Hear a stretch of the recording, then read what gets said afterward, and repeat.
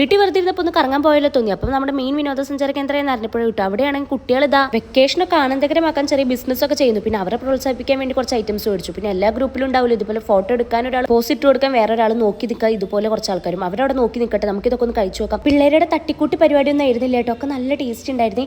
Pineapple ആണെങ്കിലും മാങ്ങയാണെങ്കിലും കക്കരിക്കായിട്ട് എന്നെ ശരിക്കും ഞെട്ടിച്ച് അത് ഉപ്പിലിട്ടിട്ട് ഉപ്പ് മുളക് ഇട്ട പോലെ ഉണ്ടായിരുന്നു. കുറച്ച് കഴിയുമ്പോഴത്തേനും പിള്ളേർക്ക് നല്ല കച്ചവടമായിട്ടോ. പിന്നെ നമ്മൾ അവരെ മാത്രം പ്രോത്സാഹിപ്പിച്ചാൽ പോലല്ല, അപ്പുറത്തെ കടക്കാർക്കൊക്കെ വിഷമാവില്ല. അങ്ങനെ നേരെ നമ്മൾ ചായക്കടയ്ക്ക് പോയിട്ടോ. അവിടെ ചെന്നപ്പോൾ ഓൾമോസ്റ്റ് ഐറ്റംസ് കാലിയായിട്ടുണ്ടായിരുന്നു. അത് ചെറിയ സങ്കടമായെങ്കിലും അവിടെ ഉള്ളതൊക്കെ കൂടി നമ്മൾ പറക്കി കൂട്ടി എടുത്തിട്ടുണ്ട്. പിന്നെ നമ്മുടെ കൂടെ വന്ന ഒന്നിനും കാണാതെ പോയില്ല കേട്ടോ. ഫുഡ് കണ്ടു കഴിഞ്ഞാൽ എവിടെന്നെങ്കിലും ഒക്കെ പറഞ്ഞു വന്നോളൂ. പിന്നെ അതും കഴിച്ച് ആയിരിക്കും അവിടെ ഇരുന്നുട്ടാ. വൈകുന്നേരം വന്ന് ഞങ്ങൾ രാത്രി ആയതുപോലും ശ്രദ്ധിച്ചിട്ടില്ല. അതിന്റെ ഇടയിൽ ഇടി വിട്ടുന്ന മിന്നലെറിയുന്നൊക്കെ ഉണ്ടായിരുന്നു. പിന്നെ എല്ലായിടത്തും ഉള്ളതാണല്ലോ കുറച്ച് പേര് കൂടി കഴിഞ്ഞ ഒരു പ്രേതക്കഥ പറയില്ല. പിന്നെ ഇവരൊക്കെ ഉള്ളതുകൊണ്ട് തന്നെ നമ്മൾ കുറച്ച് കഥ അങ്ങ് കൂട്ടി അങ്ങ് പറഞ്ഞു. ഇവളാണെങ്കിൽ ഭയങ്കര തള്ളായിരുന്നേ. അവസാനം ഞങ്ങൾ ഡുണ്ടോടെ ചലഞ്ച് കൊടുത്ത് ഈ പാലത്തിന്റെ അപ്പുറം വരെ പോയി വന്ന് നീ പറഞ്ഞു എന്ത് വേണമെങ്കിലും ഞങ്ങൾ വാങ്ങിത്തരുന്നു. സത്യം പറഞ്ഞാൽ ഞങ്ങൾ പറഞ്ഞ കഥ ഞങ്ങൾ തന്നെ വിശ്വസിച്ച് പോകുന്ന അവസ്ഥയായിരുന്നു കേട്ടോ. അപ്പോൾ അതുകൊണ്ട് അവൾ പോയില്ല എന്ന കാര്യം ഞങ്ങൾക്ക് നല്ല ഉറപ്പായിരുന്നു. ഫസ്റ്റ് ചലഞ്ച് അവളെ അക്സെപ്റ്റ് ചെയ്തിട്ട് പോയി, അതുപോലെ തിരിച്ചു വന്നു. റൗണ്ട് അങ്ങനെ 2 ആയി 3 ആയി 4 ആയി. കുട്ടി പോയില്ല എന്നുള്ള കാര്യം ഞങ്ങൾക്ക് ഉറപ്പായിരുന്നു. അങ്ങനെ അവസാനം തിരിച്ചു വന്നപ്പോൾ ഞങ്ങളൊന്ന് വാശി കയറ്റിയപ്പോൾ ആൾ പിന്നെ നടന്നു കേട്ടോ. പിന്നെ അവൾക്ക് ഒറ്റയ്ക്ക് പോകാൻ പറ്റില്ല. അവർ ശ്രീകുട്ടിനെ വിളിച്ചു പോയപ്പോൾ ചിലപ്പോൾ അവർ പോകുന്നു, പക്ഷെ അവർ പോയില്ലേ. പിന്നെ 4 കടി മേടിച്ച് 4 മണിക്കൂർ അവിടെ ഇരിക്കുന്ന മോശമല്ലേ വിചാരിച്ച് ഞങ്ങളൊരു സെറ്റ് കടിയും കൂടി മേടിച്ചു കേട്ടോ. പിന്നെ നമ്മൾ എല്ലാവരും കൂടി നേരെ പാലത്തിന്റെ അപ്പുറം പോകാൻ വിചാരിച്ചു.